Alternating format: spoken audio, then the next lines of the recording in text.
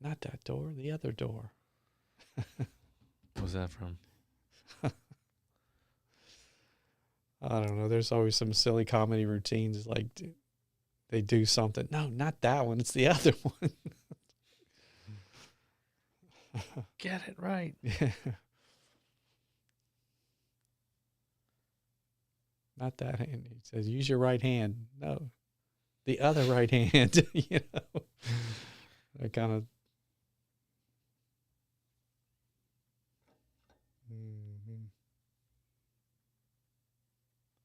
All right, here we go. Hey, y'all, Pastor Emil here with another episode of Sweet Jesus. Taste and see that the Lord is good. Ice cream is sweet, but Jesus is far sweeter. Thank you for joining me and my buddy Scott Lewis here as we seek to entertain and amuse ourselves by embarrassing ourselves for the entire universe on social media.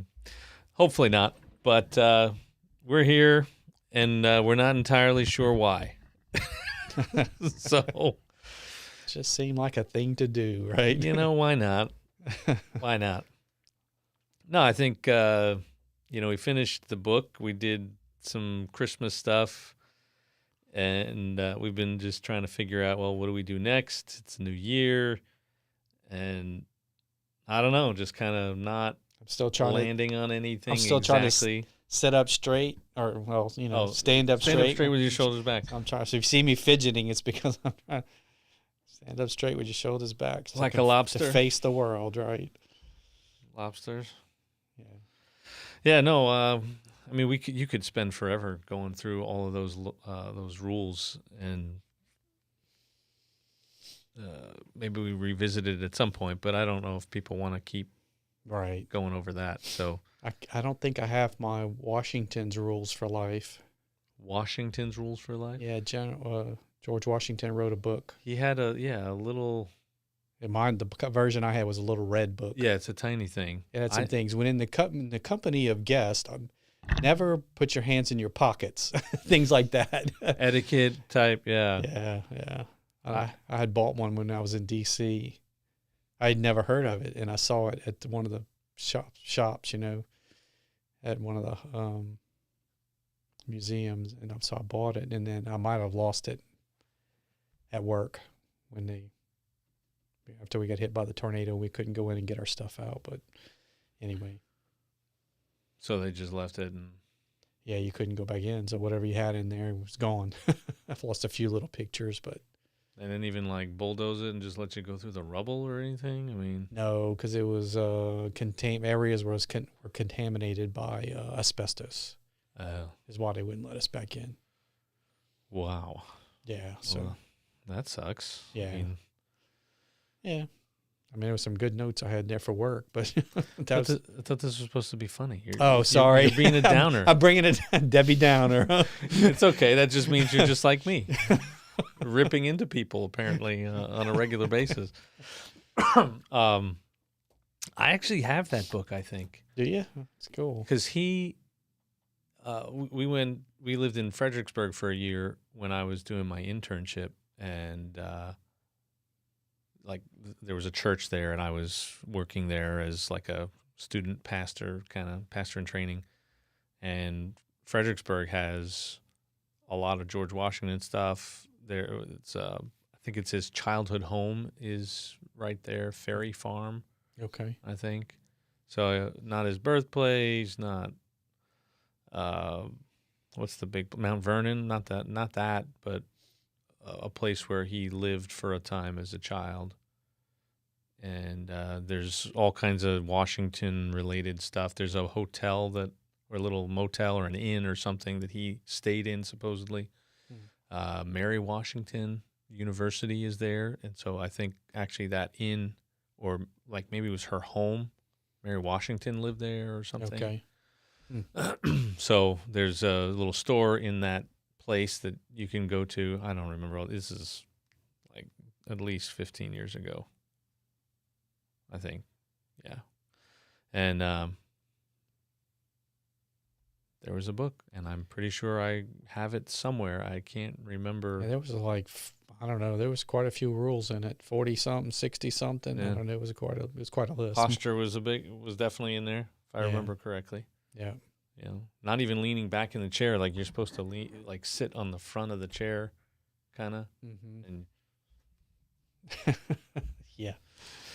It's part of that English upbringing probably for him. yeah, he's a general too, you know. Yeah. So, yeah. but we don't know what we're going to talk about. So now we're talking about George Washington's rules for life. But I think we're also like open arms as a congregation. You know, we're going through transitions of a variety of kinds. I've been here coming up on 5 years. At least 2 years lost to COVID almost completely, seemingly, you know, like present, but not able to really figure out where we're going or what we're doing. And people just life keeping people kind of all over the place. And so we have a long range planning team, and, you know, we're trying to figure out, okay, so what are we here for? How we incorporate all this stuff? And, thinking about that. And one of the things we're doing is we're going through this book, the Open Arms book, which they changed the lighting in here, by the way. We had Clico Electric Company. They came out, and there's some company that they had give us all LEDs. Well, the LEDs changed the lighting in here pretty dramatically, so we look like ghosts on the screen here. And, you know, if I had a full-time staff to run everything in here like Joe Rogan, who with his 300 million, he could pay full-time people forever and not do anything. You know, but I think that's what he got for his podcast, right? When he sold it to Spotify. But they're going through this book, and you and I had a conversation. I don't remember what it was. I think it was somewhat politically related, and, you know, it was sort of like, well, everybody sucks. You know, like, it's kind of the general outlook on things. They all suck. Yeah. See, now you know why that just shines through, right? I'm just telling the truth all the time. People suck, man. They just do. And but kind of the gist of it being like, you know, we actually should be worried about everybody. You know, the left is very worried about Trump right now. In some ways, it's more of the whole, you know, he's this Nazi dictator person that they've been painting him as since the beginning. And they're just seeing that. Another part of it is like there's a lot of change going on, and it is pretty drastic, and people probably should be at least a little bit on edge about this. And then you have the left doing whatever they were doing that gave people so much need to go after Trump, like not to go after him, but like to say, hey, we want this guy. We don't want any more left-leaning people in office. We want to change this. So everybody sucks, and I think it's actually the system. I think. Political parties. You mentioned George Washington, right? Right. His farewell speech had a number of things in there. One of them was, hey, watch out for political parties and the divisiveness that they bring and all kinds of nonsense that it leads to. And I think we are seeing that. I think that's really what's going on, because it's so shocking to me how people can be so adamant about the wrongs of one group and completely, you know, just be absolutely completely unable to see the wrongs with their own preferred group, you know? But in that conversation that we were having, we're like, well, what do we do? And it was like, oh, I guess Jesus. Like, I guess we need more Jesus people. And I think we need more Jesus people on the left and the right. More people, because actually I forget where I read this or heard this, But actually, the right is, as much as it is like this Christian nationalist, supposedly wing, there's a surprising number of people that are actually very conservative and not very religious anymore. Yeah, that's the case in general, I think. But yeah. Well, exactly. So if the country is generally speaking less religious, then it's affecting all sides, right? Right. And the more we have that, I think the more we'll find people are much more willing. I'm not saying that Christians don't bend the rules and screw up. They are obviously capable of that. I've seen it all the time. But, man, people that, it certainly helps to have Jesus as a corrective force. Like Martin Luther King Jr., right? This was just his the day we remember Martin Luther King Jr. on Inauguration Day, same day this year, and he made the point basically that, he made a lot of points. Okay, so I'm not trying to encapsulate Martin Luther King Jr. But one of the things that was interesting about what he was doing was he didn't say that people should be less religious so that there would be less racism and hatred and unjust laws. He said we need to actually be more religious. We need to, not religious, I know that's a bad word in some circles, and rightfully so. I understand why people are sensitive to that word, but he didn't say be less Christian. He said to be more Christian. He didn't say read your Bible less and listen to your Bible less and tear it apart and it's a piece of garbage book. He said be more into Scripture. Read your Bible, and read it well. And don't skip over parts. And so that is what enabled him to lead a movement, empowering people to just sort of take it on the chin and let the whole world see it. That's basically what happened. And then the whole world kind of went, oh, this isn't a good look. This is bad. Okay, yeah, we all right, it's gone too far. We have to do something about this now. And we think the solution is always something else, that it's power. And right now, the right is being accused of going after power. But if you think that they're the only ones that did that, you're delusional. Yes. Absolutely. So how do we help people find Jesus? Right? That's actually the second chapter in the book is the main thing. The first chapter is all that matters. And then the second chapter is the main thing. Like, what are we focusing on? Are Christians focused on all the political stuff? Which, I do think that as American Christians, we have a responsibility for the government, right? We are the voice, a government of, by, and for the people. Mm-hmm. Theoretically, it's really hard to pull off in reality. Because most of us don't want to pay attention.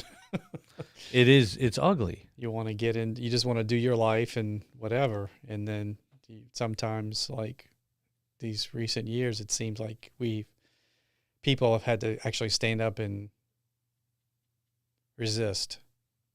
Yeah. Either side. Yeah. For whatever reason. Mm-hmm. They see something happening and they stand up and resist.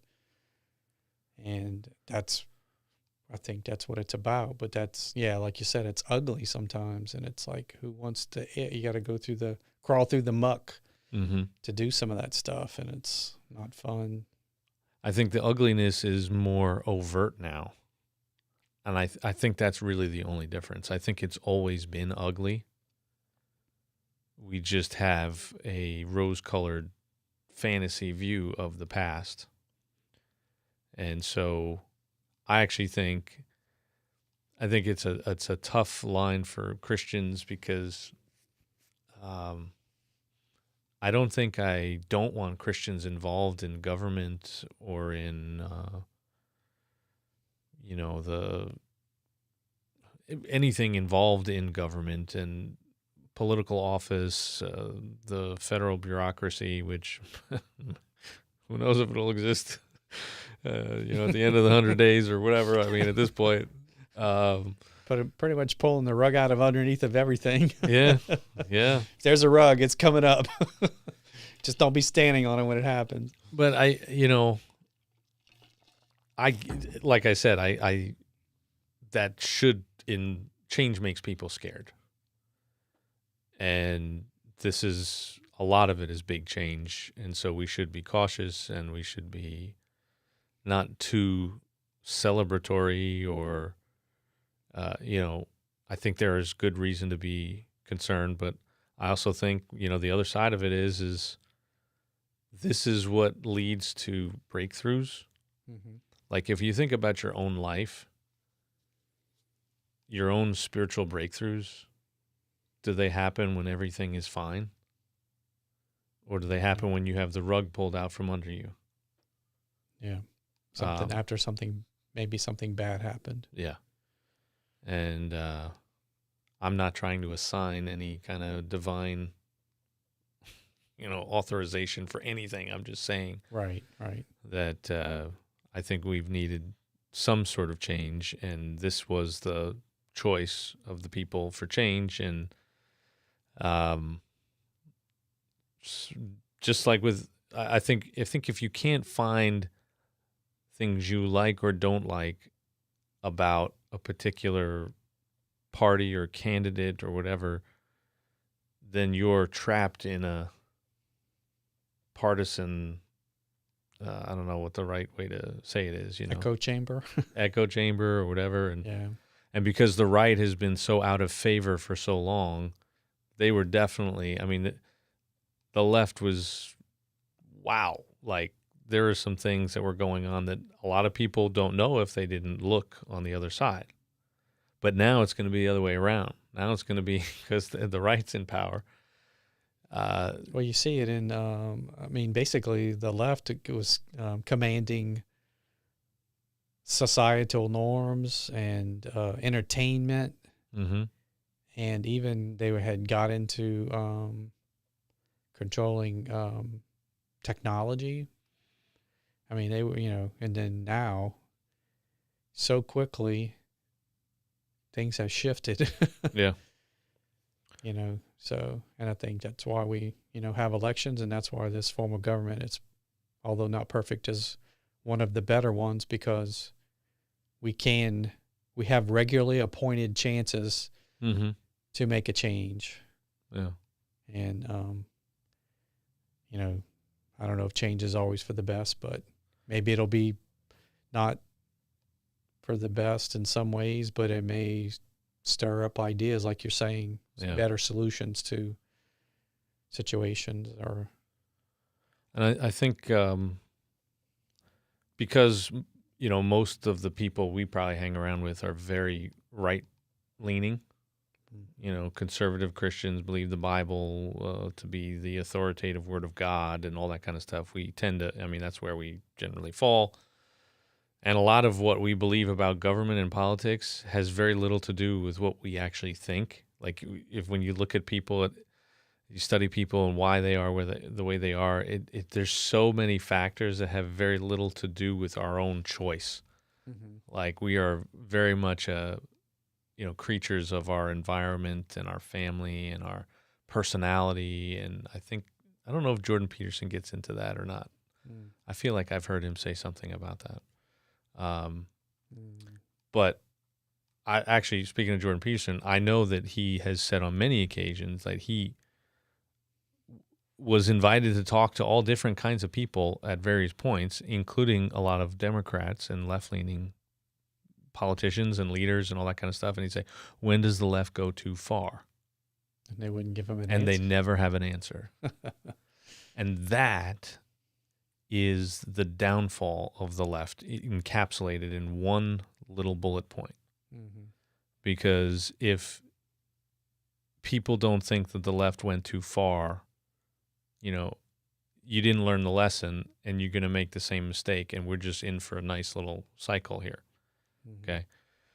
But on the right, if you got to that point where you were fed up and you went, okay, we gotta do something, right? Like love him or hate him, Elon Musk, right? Totally apolitical, publicly professed to be basically center left, kind of going all in on Trump. Yeah, that was Like, that's got to be the most bizarre thing ever. Although people don't necessarily see it that way now. They know is him and Trump are buds, first bud or whatever it is. Well, I saw some of Robert Kennedy being grilled Oh, yeah, well, he's another guy. today. Politics makes strange bedfellows is an old expression, right? But the lesson for the right is, and not so much the right, but like people that voted Republican, people that became Republican, Elon Musk's and everybody else, like normal people, that said, you know what, this has gone too far. We have to change something, and Trump is that change agent.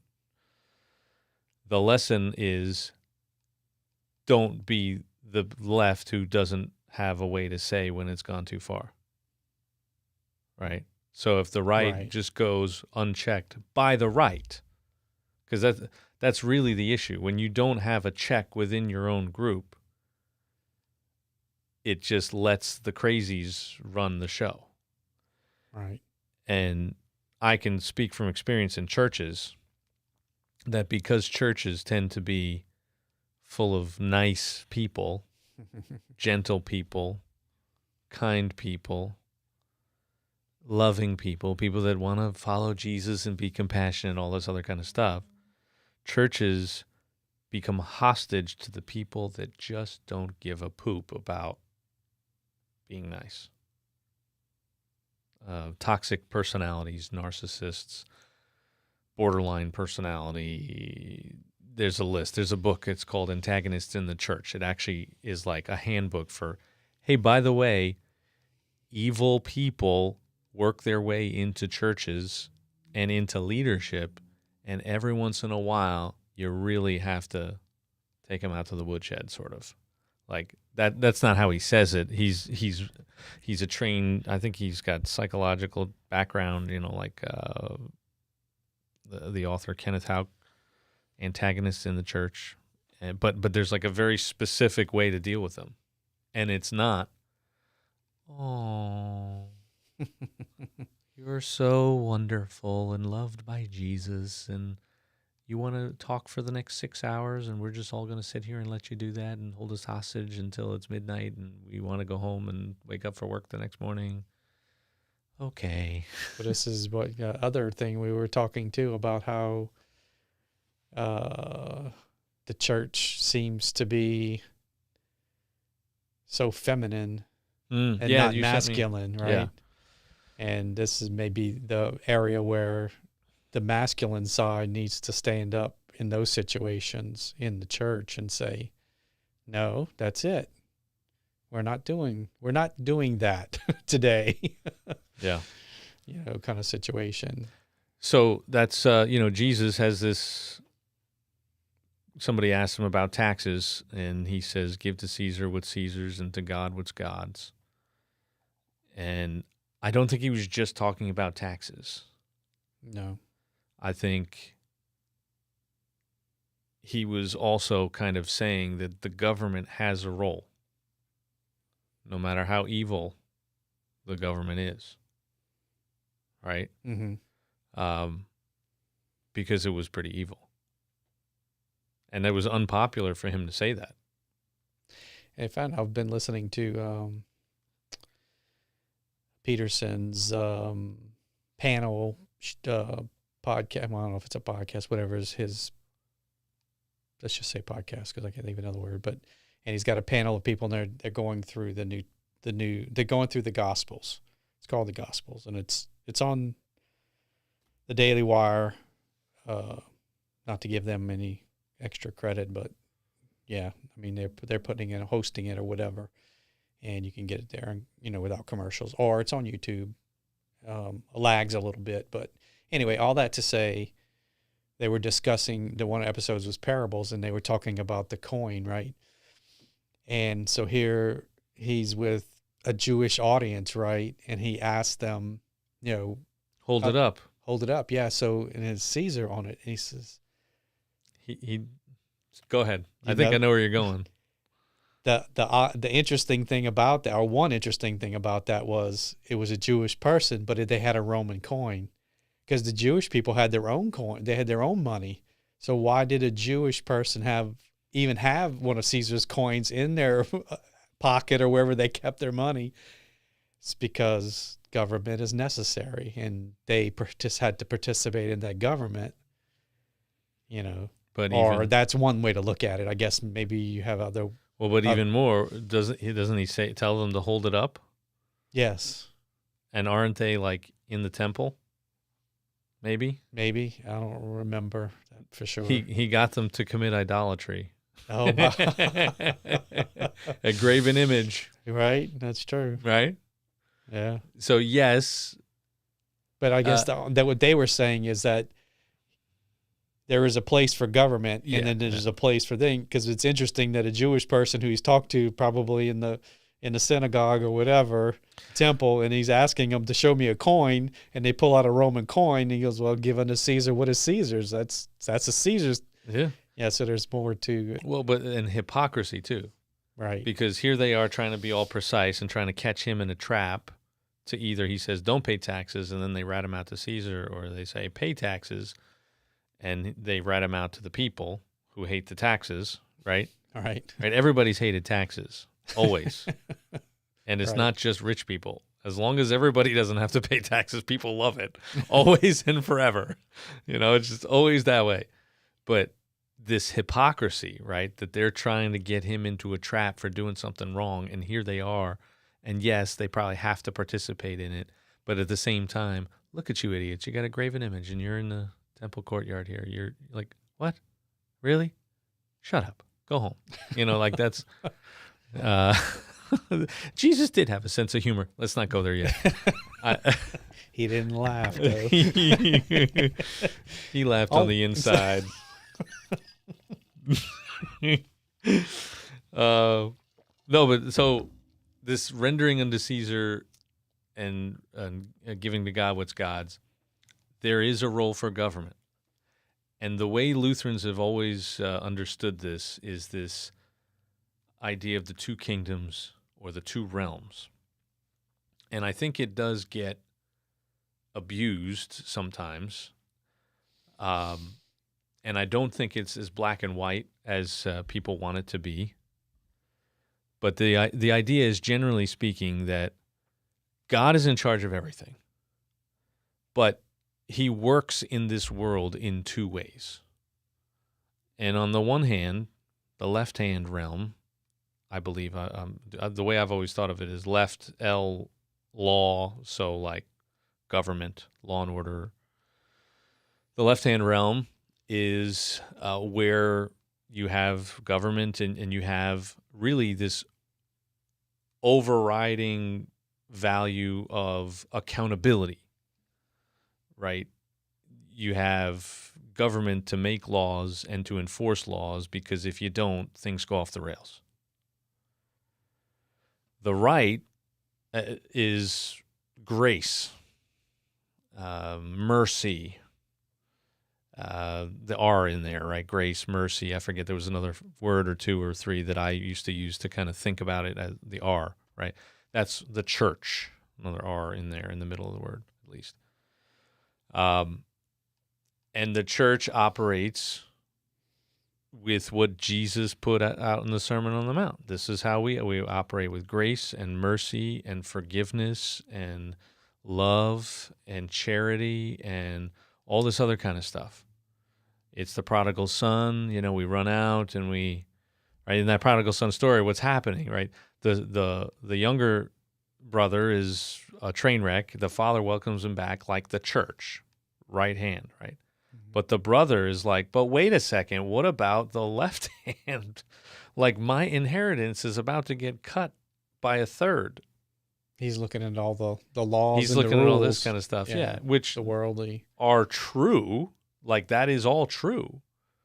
But as a person, as a citizen, he's in his father's kingdom, because his father is still the boss. His father is saying, no, it's more important to have the younger brother back. Now the challenge, so it's much more about forgiveness and mercy and all that kind of stuff. Those are the overriding principles in the right. Now, the problem is you don't want a government that never has any kind of mercy. Right. You don't want a government that never has grace or forgiveness or whatever, which is what both political parties are turning into. Like just absolutely merciless. Just eat their own, go after the enemies, all that kind of stuff. But again, that is that world. That is that realm. That's how it works. Unfortunately, I think it's become more overtly so, which we should be concerned about. But it's always been that way. Mm-hmm. It's just we know it now in a way we didn't necessarily know it before. Oh, we can see it more. In the past, you would only see, 24-hour news cycle. You got everybody on a podcast. You got immediate access to the entire world if they want to tell their story. And the way to get attention is to be provocative and to generate anger and fear. And, and it's monetized, right? So all these things are monetized, and the way that they get the eyeballs is those ways. And the eyeballs generate dollars, and that's really what they want. All of them. Right. Whether it's liberal or conservative or whatever content, the more it outrages people, the better. Like there's this, which is really not what the government was supposed to be, right? It was supposed to be people, farmers, whatever type, whatever background you were in. You're supposed to come, do your time, do your thing, and then go back home and be the thing that you were. But no, they're not that. They want to be where they are forever. Yeah. That's why we have so many octogenarians in there, Mm-hmm. So we want the government, mention that again. Remind me that you said that, because there's a lot we could unpack there. The left-hand realm, the law and order realm, the realm where accountability, where you work hard, you get rewarded, you don't, you get punished, you do the wrong thing, you have to pay the price for it, you do the right thing, and you get blessings and all that kind of stuff, which is in Scripture too. I mean, Scripture does speak like that.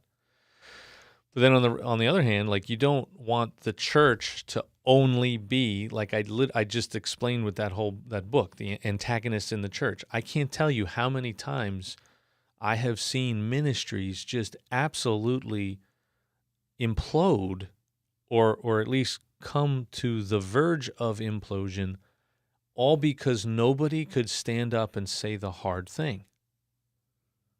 They just let they're more interested in just not having to do anything hard than they are in saving this institution, or keeping it from going off the rails, or having a negative impact on the people that are part of it. There again, the masculine side. Yes. So the church has historically attracted a lot of women, because it's always spoken well of women. I mean, I know that it's not always true, but historically speaking, the Bible is very positive about women. The reason we are at the moment we are in today with women, women's rights and whatnot, which I know some people are all, it's all over. And no, we're still in a pretty good spot. But the reason, I think, historically has a lot to do with Christianity. The first witnesses of Jesus' resurrection are women. A lot of people, and in the Roman Empire, a husband could sleep with whoever he wanted, even if he was married. But a wife could not. And then they started coming to the church because the church said, no, both of you are supposed to be monogamous. So it's tough talk to men, right? Mm-hmm. Not just men, but also to men in that way. But you get a lot of women, and you get a lot of emphasis on the teachings of Jesus, which we should emphasize. We shouldn't not emphasize those things. But at the same time, Jesus is while he's saying those hard things, those things about love, and we'll go, oh, he's actually smacking people upside the head. Every word of that sermon is like, people aren't going, wow, this is just what I've been looking for. A savior. Usually there was somebody in the back reaching down, trying to pick up a rock yeah. to hurl it at him. Exactly. This was not popular. Mm-hmm. It doesn't mean they didn't do it or that we shouldn't do it. It just means I don't think it's as clean as we'd like it to believe. Right. Like to believe it is. And a church, think about this. We have a left-hand realm role as this organization with employees, right? Mm-hmm. If you allow an employee to just have unlimited forgiveness, you ain't going to have an organization for very long, right? Right. So, and this is what makes the church so hard as an institution. It makes it so hard to function because people want that, but they don't get it, Well, they want it for themselves. We don't really want unlimited forgiveness in a group, right? Because it hurts somebody eventually. To allow somebody to have unlimited forgiveness. I think the biggest example is, these days, abuse within the church. And this is not just one denomination. This is a problem across all denominations where we see pretty regularly. There's an email, Ministry Watch. I get, I don't know, they send out 1 or 2 a week or something like that. And there's always some leader, some church, camp, whatever, that has this scandal kind of being, revealed. You don't want unlimited forgiveness for that person in the sense that they don't get to just come back. Like, oh, I'm sorry. Please forgive me. Oh, okay. Yes, we'll let you go and lead the Christian camp with children again. No, that's the problem, right? That's why we have these things that come out, because they just that's what they did, right? Mm-hmm. So you cannot, there is no overriding principle where you just say, if I always do it this way, I'm doing it right. The Bible doesn't allow us to be that weak-minded. Mm-hmm. The Bible actually asks us to engage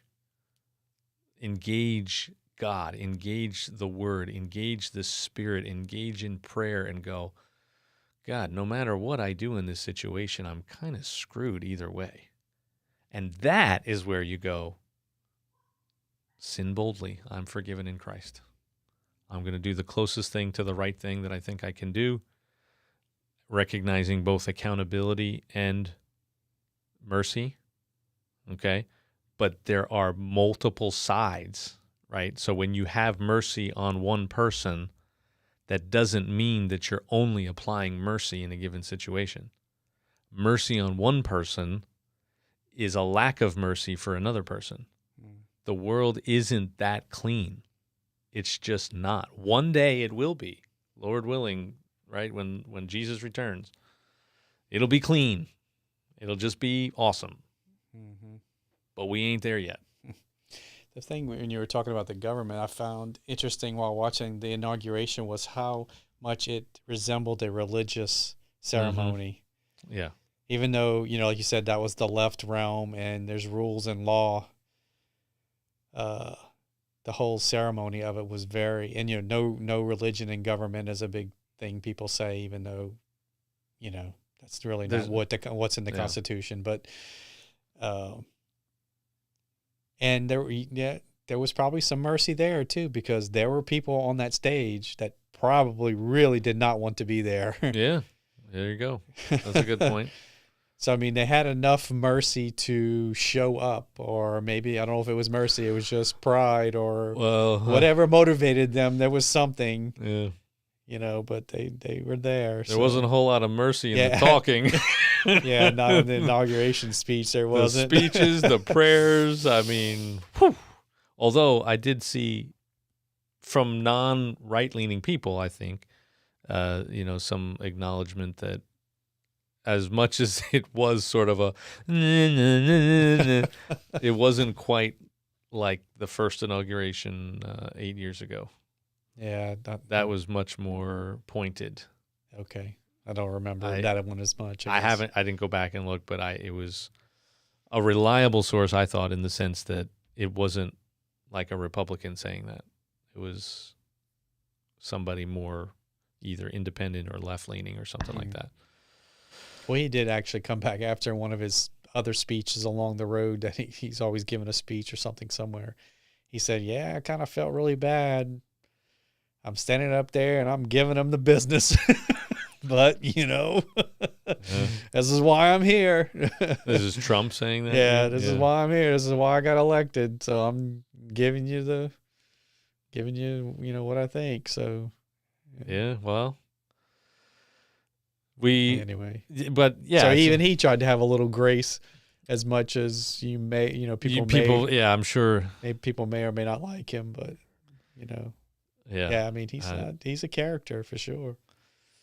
Very, very interesting. But again, the right-leaning people are the one, it's within the team, within the tribe. Right. That's where the most self-correcting happens. And when you don't have that, it just goes to the extremes. Yeah. And I think that's been happening over time, that we've just kind of been, and I think Christians have been all too willing to do whatever it takes, so to speak, for a particular thing. Like, hey, I just feel like this is the ultimate issue. Mm-hmm. And I would just say, okay, well, are you living up to the principles completely that you say you believe in? Because if you're not, and if you're not giving as hard a time to your team, you're going to be a fool. You will look like a fool at some point. Mm-hmm. You will be the hypocrite, and you're adding to the problem, right? I mean, this was, left and right. So back up for just a second. So we got the left and the right. There are certain things that the left-hand realm can only do. Mm-hmm. And there are certain things that the right-hand realm can only do. And when I preached the Sunday before Election Day, I gave one example, like when we think there is a place for law. Like, we need certain laws. We need good laws and not bad laws. We need just laws and not unjust laws. And we need just application of those laws, which I think is about just laws, right? So, like, if it's a law that's only being applied, then it's not a good law. It's got to be applied evenly to everybody, and if not, it's a bad law. So rewrite the law then. So we need those laws. And Martin Luther King Jr., right, we talked briefly about, he was all about that, right? But if you look at the racial justice movement from that point on, you get the laws, but then very quickly it becomes a political talking point, not a political platform for a political party. Mm-hmm. And I think that was probably one of the worst things that could have ever happened to that movement. I think generally Martin Luther King Jr. was apolitical. He got in a picture with a bunch of Democrats when they were the ones in power to write the laws that he'd been advocating for. But he didn't live much after that, and I don't know all the details of his political affiliations, but I do think that for a while he was kind of apolitical. And I don't think that I think it was good that those laws passed, but then I think eventually it ceased to be effective because the issues that we wrestle with whether it's race or something else, are ultimately heart issues that can only be changed on a personal level. And that's give unto Caesar what is Caesar, get the laws done, and then follow the law. And to God what is God, your heart, which is not a very Lutheran thing. They hate, oh, give your heart to God. Oh, your heart stinks. You know, I told you, I'm actually pretty lovey-dovey for most Lutherans. But then you have this whole, then the issue is no longer a political issue. The issue is, how do you change people's hearts? You can't apart from the gospel of Jesus Christ. And on a localized level and through relationships and all that. In the sermon before Election Day, I talked about the pro-life movement. Pro-life movement had tremendous support among almost every demographic, growing among most demographics, particularly among young people. We almost had an entire generation that was essentially going to be pro-life, like fully. I mean, not like 52%, like it was big numbers, pro-life young people. Then we get the Supreme Court, we get the overturning of Roe versus Wade, and we have more abortions today than we had before. So, should there be laws? Yes, there should be good laws, there should be tough laws, there should be accountability.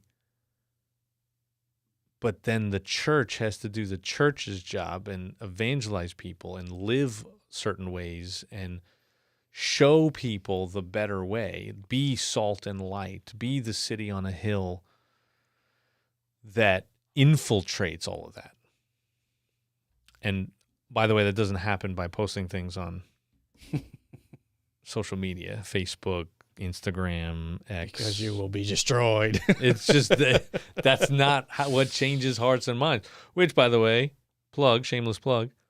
Open Arms, Connecting People to Jesus, all about relationships. You can't get to people. You can't help them come to faith without a relationship. You know, that's what. Do you make life-altering decisions based on the opinion of somebody you just met? I don't know, but we were reading in the book of Acts the last few weeks, and there were some situations that happened. So, you know what I mean? Yes and no. It does happen. Yeah, there are people, like next week, there's going to be a ton of people in town for the Super Bowl. There's going to be a lot of human trafficking stuff, and human trafficking ministries are going to be trying to combat that. And there will be moments of conflict or confrontation. Maybe, I don't think they do that on purpose, but when you show up randomly, you know, you don't know these people exactly. I think they are probably getting to know some of them, the local ones that keep going to some of the same locations. But there's sort of this confrontation with a person you don't really know, and all of a sudden you're hearing some sort of message, and then God, the Holy Spirit, can convict you. Yes, that stuff happens. But when you think about the people in your circle, the people you brush up against at, carpool for the kids or on the golf course or whatever, like, they're not going to just, hey, I was on the fifth green and this guy said, hey, I should believe in Jesus. And I thought, you know what? He's right. Like, it's much more like, well, you might have to like part the water trap so that the ball goes through or something for him to go, wow, how'd you do that? Yeah. Or like stock tips or Bitcoin. You know, you see people, they put comments on your post randomly like, oh, yeah, let me tell you about this wonderful person, this financial advisor. No, thanks. No. So it takes time for people's hearts to get changed. And I think Christians have been, we should be focused on our role as citizens in a nation that gives us the right to vote and to have a voice and all that kind of stuff. But I think we have to be Should careful. Be more of a grassroots movement instead of a bottom up instead of top down type of a situation where we keep trying to vote in people at the top to make the change. Yeah. I think we need more than 2 political parties that are functional. So like we have other parties, but they and why? I'm kind of thinking, I don't know, because Canada has that. And I was talking to somebody from another country, and they were saying, yeah, we have that there. We have multiple parties. We have a communist party, and then we have this other party, and the right-leaning party. And then sometimes the communists will join the right-leaning party because they don't like the other party, and just to get them out. You know what I mean? I don't know. It kind of made me think. Yeah. I thought it would for, yeah, that's a good idea, but. Well, it's like happening in Canada. It's the same way. There's a guy that's leading this third party, and he's not going against the incumbent person. Well, the incumbent person sat down, volunteered to retire recently or whatever. He get out of office, whatever it's called. And the reason he was because he was waiting to hit his retirement when he becomes vested in his retirement. Yeah. So he kept getting his party to vote for Trudeau's party, because he was waiting to get vested. Now he's vested. So he can vote which way he wants now. And this is just something I've heard, listen to different podcasts about what's going on in Canada. And so I don't know, I'm not an expert on Canadian government. That's what you were saying before about, what it used to be in America, right? It was like farmers and businessmen and whatever, and they spent their time and then they went back and then so I see what you're saying. I still think that I don't think it's better that there are only 2 parties and that those 2 parties basically wrote the rules for everything. And they created it. This was like first time around Trump very much it was like it's rigged, right? Mm-hmm. System's rigged. And then when you start thinking about the primary process and how we get the candidates that ultimately we choose from on Election Day, we don't get to vote for those. I mean, it's not in this state. It's already decided by the time it gets here. It's less than 10%, or it's like maybe even 5% of the people that actually vote to sort through who the candidate is. Right. And then everybody else votes, and of course that's not usually high. It's certainly not high enough. I mean, there are a lot of people in this country, and I don't know what the voter turnout numbers are. 300-something million people and 325 million or something was I think somewhere around there. And then, how many people vote? Mm-hmm. 80 million or something on one side, I think, at one point, and almost that on the other. So that's half maybe. But the real transformational things, I think, happen when we, the people, or particularly we Christians, do stuff. The government tends to respond to the culture. Right. It does, as much as it doesn't seem like that. They try to do it the other way around. But when there's an outpouring, and I mean, that's the civil rights movement. The civil rights movement forced the hand of government by just being such a formidable force. Mm-hmm.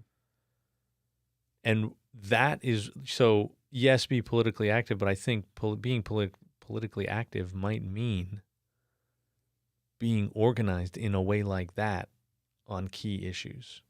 Right. For example, term limits. You think any of these people are ever going to do that themselves? No. Oh, vote for me because I want term limits. I mean, we'll see, because that was actually part of the first Trump term. He had it in his contract with America type thing, whatever it was called, I forget. Right. Term limits. Didn't get there. Well, he's got a new term. Is he going to do it? I don't know. But I do think we need them across the board. Although now they're talking about like, oh, let's get Trump a third term. That is the stuff that freaks people out. Yes, definitely. As they should be. Yeah. Right? I heard that. Heard him say something about that the other day. You know? Like, oh, wait a minute. This is not. you're not even in 100 days, and people are telling you should be in a third term.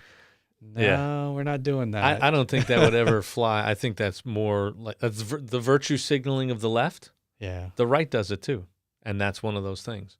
Yeah. Just like DeSantis. What did DeSantis do? He issued an order for the flags to be flown at full staff on Inauguration Day because Jimmy Carter died. Right. All flags are at half staff for, I forget the length of time, but it's a long period of time when a president dies. They have them at half staff for national mourning for a month or something. But it was going to coincide with the election day, Inauguration Day. So he said, nope, they're going to be a full staff that day because we are proud to be Americans and our new president and blah, blah, blah, blah, blah, blah. That's a virtue signaling thing. It is, but I mean, I can kind of agree with that for a 1 day thing. I could see it too. No matter who was in office, whoever was being inaugurated. I don't know if there was precedent for that or anything, but yeah, I could see that go up and then. But it is also a virtue signaling thing. It is. It's not just maybe the right thing to do, right? Which you could make the case that it's the wrong thing to do, also. Right. Jimmy Carter was a Democrat, so. A lot of mixed feelings, I'm sure, among a Republican majority state, voted Republican multiple times now. A lot of people moving there from places like California for the similar weather, a lot more humidity, but the warmth, generally speaking. So it's a lot messier than we think. And render unto Caesar what is Caesar, grant them the power and the authority they deserve, even when you hate it, like especially when you hate it. That's the thing. I saw this guy, he had a post today, he's ranting about, he's gone all full bore left leaning, like he's fully partisan at this point, from what I can tell. He I'm sure does not believe that, but he is. And he had this thing about, people quoting Romans 13 and how in 1933, they said Romans 13. Romans 13 can absolutely be abused by the government to convince Christians to obey when they shouldn't. I totally get that. But then he went into this thing about Romans 12, and it has to be read in that context, which I'm all about context, which is where it says, love your enemies, basically. Mm-hmm.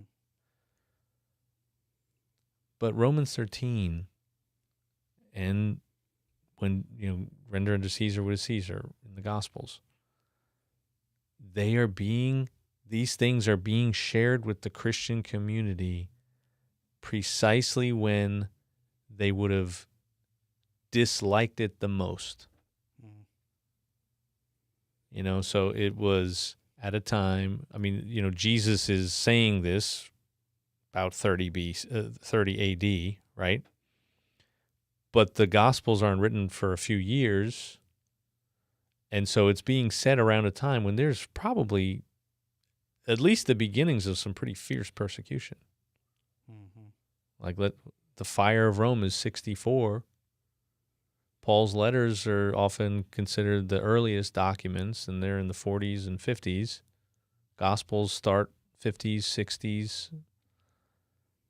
This is being told to the Christian community as Caesar is commanding them to be burned and thrown to lions, and Nero is said to have used Christians as basically like lighting for his parties on his balcony, like on the roof type. Tie him to wood and light him on fire. Quite disgusting. He was pretty disgusting. From what we have, some of what we have in history. So, and Paul, he's in prison on more than one occasion and is eventually killed for his faith. And he says, not render unto Caesar, but obey the government. Not in certain areas, but there is still that, it's that weird, like, how do you do this? We don't. It's not so. Tim Keller had this series of sermons on on Proverbs, right? And what he would say about Proverbs each time was, we're going through Proverbs, and this is about wisdom. And what is wisdom? Well, wisdom is knowing the right thing to do when the moral rules don't apply.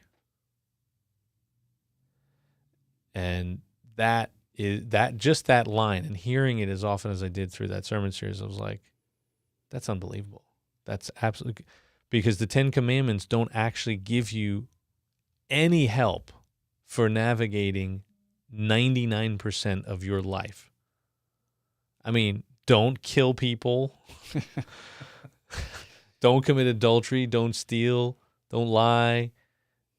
Worship God. Don't say the Lord's name in vain. Have a Sabbath. But that's like, that's like the bones, like the frame of a house. Mm-hmm. But what do you do about the electric and the water and the walls and the layout and the tile in the bathroom and the what do you do with that? Right? So, I mean, you can't do much with just a frame. Right? There's a little freedom there, I guess. Well, freedom, but there are better ways to do it, are there not? Definitely.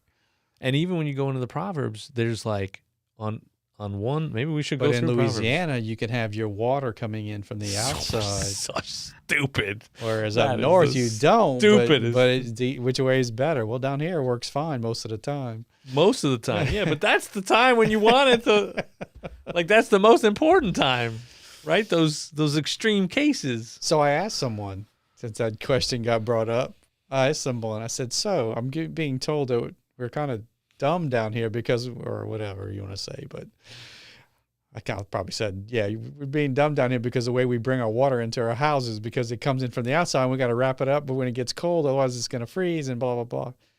I said, but up north, they do it better. So not being from up north, how do they do it? And so I says, it comes in through the basement or the cellar. It's like, well, that's a problem for down here. Yeah. So there's your answer. Well, that I had assumed that was part of the answer, at least. I still think there's a way. I still think there's a way to come, because it's the basement, yes, but it's still the ground. Like, either way, it's the ground. Yeah, I guess you could have so a little room somewhere, and it would come up a little thing up off the floor, just like you do in the shower, right? I don't know if I'm assuming we have the exact same model house except flipped, right? So the bathroom, the wall in the master bedroom has a little panel that comes out for you to reach the tub. Right? Mm-hmm. Do something like that in the floor somewhere. You know what I'm saying? If you need a valve somewhere, come on, people. And the ground is what keeps it warm. That's what keeps it from freezing. Mm-hmm. And you're already coming in from the ground anyway. Like, it's in the ground at the front of the house. Like, that's my water, right? You got one too. Yep. It's already in the ground. Why take it up 2 feet too soon? It wasn't in the commandments of house building. Exactly. So, well, it's probably cheaper too. But when you go through the Proverbs, like, you read Proverbs, here's one that says, never answer a fool. And then the very next one says, don't ever not answer a fool. So it's like, we didn't know what we were going to talk about. Otherwise, I could have looked for these things. And there's always a little something different that's kind of saying, like, sometimes a fool is just a fool and you just have to walk away. And then at the same time, sometimes you need to shut a fool up because he's a fool, and don't let him spread stupidity. Right? Like, there's a moment. There's a time for everything, Ecclesiastes, right? Right. So, well, Mark Twain said, don't ever argue with a fool because people watching might can't not know the difference. That's good. There you go. Yeah. So maybe we should go through Proverbs. I don't know. Find some wisdom. Yeah. It's crazy times.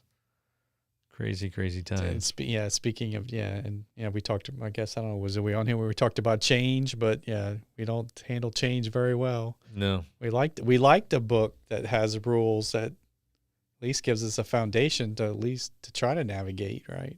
Mm-hmm.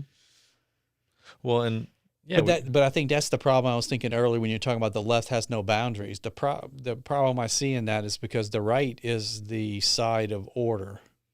The left is the side of chaos. When do you tell when you've had too much chaos? Well, it's when you have chaos, right? Yeah. You need to have a little bit because that's where creativity happens, right? Yeah. But if you get too right, then you stymie creativity because it's so stringent to the rules. No, you can't color outside the line. That's not how we do it here. Yeah. And this guy's like, yeah, but if you do, it's going to look really nice, Yeah. kind of thing. So, I don't know. I think maybe it's just harder to define. And I think we kind of know it when you see it.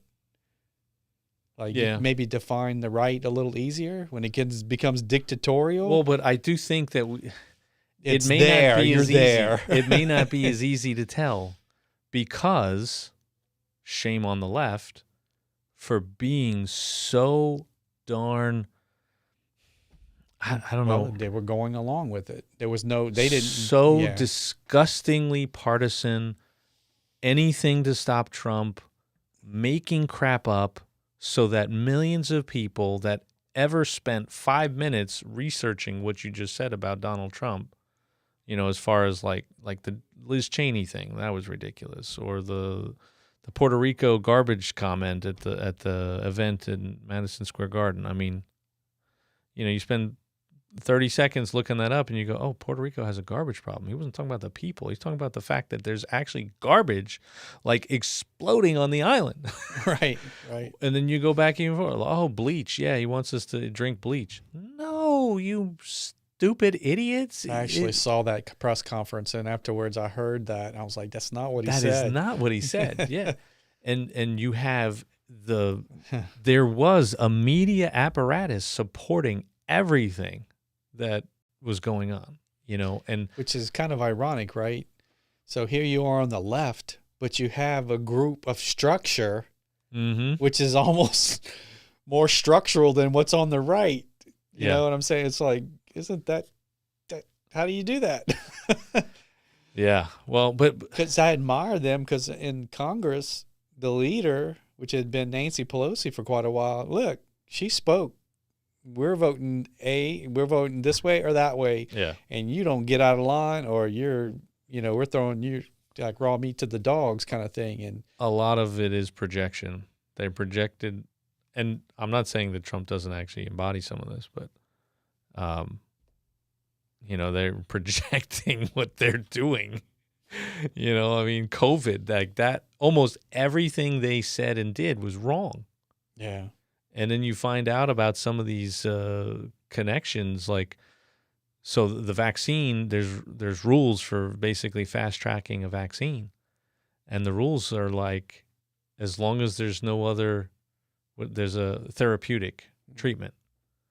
But we had that. But we did.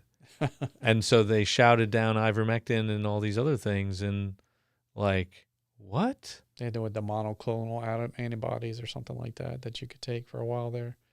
But so the point is like, when you make an exception for the sake of whatever, and you sacrifice your integrity, you actually end up creating the very problem you think you're trying to stop. Right. Because now no one on the right will ever believe anything that comes from the other side, ever. And now that they're in the minority, they are going to have a better view of what's wrong. Because we have a hard, it's like, oh, you got something in your teeth. Like, you can't see what's in your teeth. Somebody else has to tell you. And that's what's going to happen. Right. And if we're not willing to hear that, for whatever the issue is, that may have nothing to do with politics. It's just whatever team you're on, whatever side you're on. You got to be willing to have that outside voice. which the left was not willing to do for so long, right? I mean, and now here we are, and we, law and order, but holy cow, there's an awful lot of chaos. Like these 100 days, oh my goodness, people are losing their minds, and perhaps rightly so in many respects. So there will definitely be mistakes made rushing things through as fast as he's rushing them through. Yeah. But I mean, I guess you're hoping it's the shotgun approach that you shoot enough pellets and you're going to hit a target. Yeah. And there may be some strays, but I don't know. Yeah. I really don't know. It's yeah. Well, hang on. It's going to be a roller coaster ride for a little while. Well, for sure. And again, what's the most important thing? I mean, yes, telling people about Jesus was kind of where we went with it before, but God, the one that is over all, right? Like our appeal ultimately has to be to the one who is over all. Right. The Bible is full of times when God shuts up a king. Right. When God takes a leader to task. And actually, we were talking about Proverbs. There is a proverb, I believe it's Proverbs 12, maybe it's 21, and I'm flipping the numbers. But it says something like, like water in the hand is the heart of a king in the hands of the Lord, something like that. Like God directs the heart of a king like your hand can direct water, like a stream of water. Like you put your hand under the water and you, in the shower, you kind of like direct the water around or whatever while you're doing whatever. And God has the power. And our number one thing should always be an appeal to heaven. That's the flag, right? An appeal to heaven from Revolution, right? An appeal to heaven. That's where it starts. That doesn't mean that there isn't stuff on the ground, boots on the ground, grassroots stuff that needs to be done. But it starts there. And it starts with a patience and like waiting for God to give the clear signal on what to do and not getting caught up in the partisan stuff too much. And, we can't let that stuff divide us. Because that's really the biggest division within the church right now. There is, on the one hand, 96, 97%. I don't know if it's true for this election. These were statistics back in 2020 after George Floyd, and there's a lot of talk about race and things, and the statistics at that time were 96, 97% of white evangelicals vote one way. 96, 97% of black evangelicals vote another way. That's a problem. Right.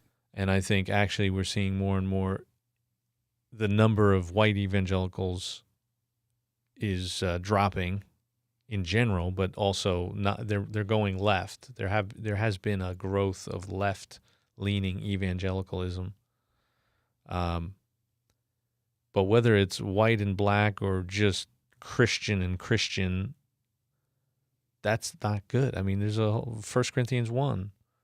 How can you say, I follow Paul, I follow Apollos, No, there's only one, right?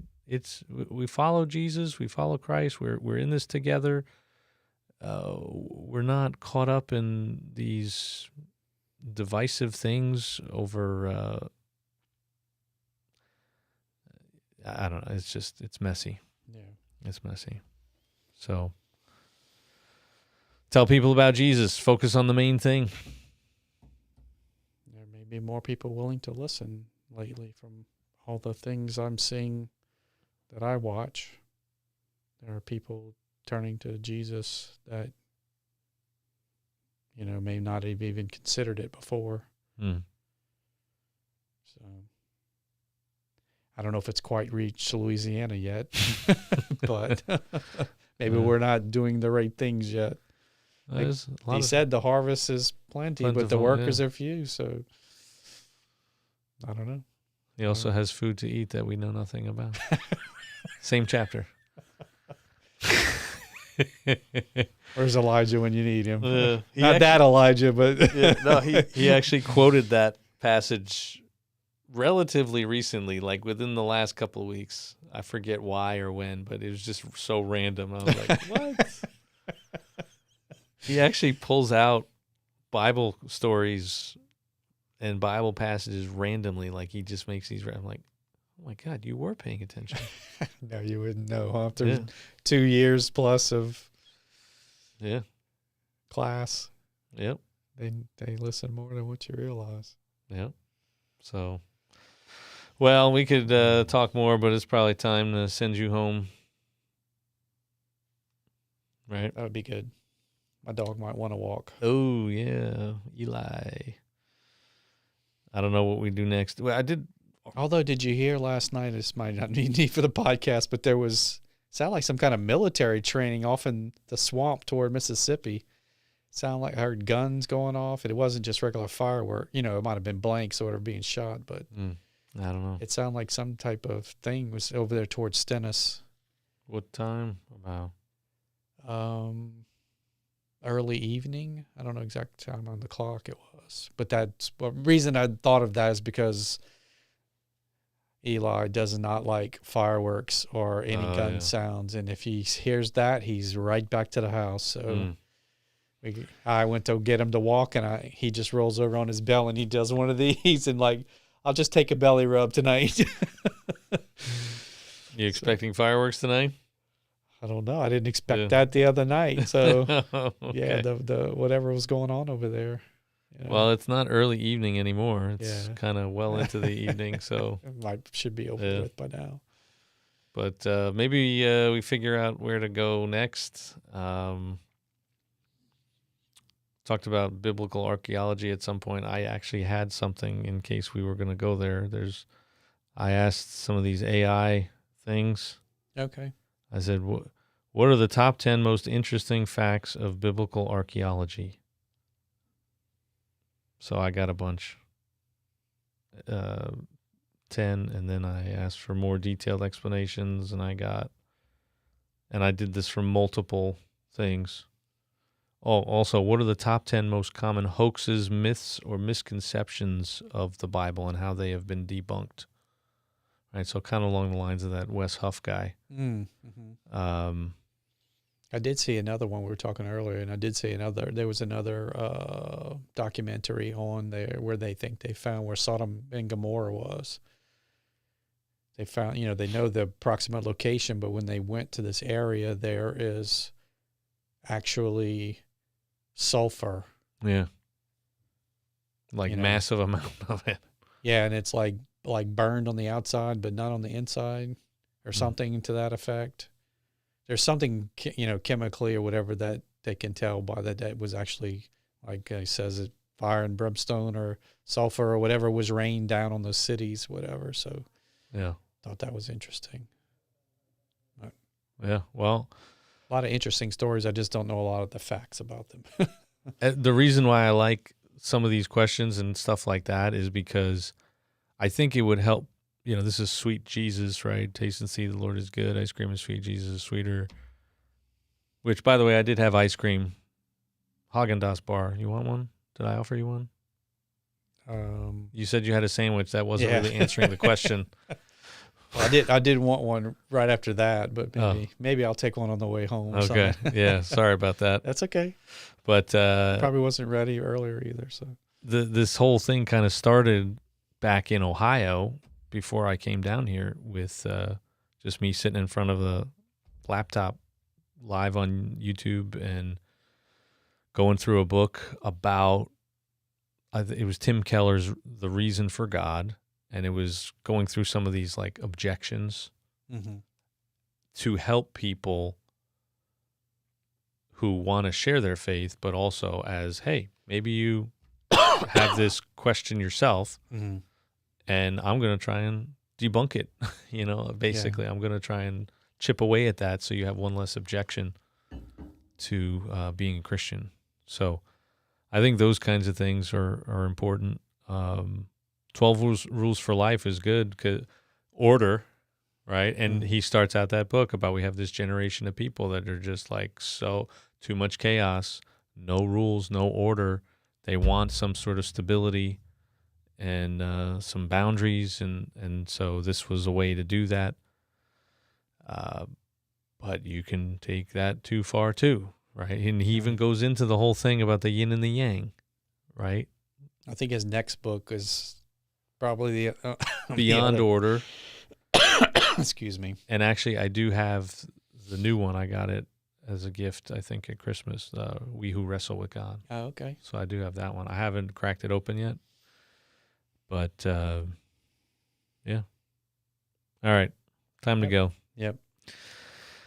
Well, y'all, hang in there. Like, share, subscribe, all that good stuff. You can buy the book here. Maybe we'll go through this at some point. And, oh, yeah, by the way, there's another copy up there. And then there's the 2 kids' books here. I would love to do what I do for free and be able to take Open Arms to a new generosity level, giving away all kinds of stuff. And so, anyway, great to be with you. Don't forget to taste and see that the Lord is good. Ice cream is sweet, but Jesus is sweeter. I hope you've already gotten yourself some ice cream. Scott's getting his now.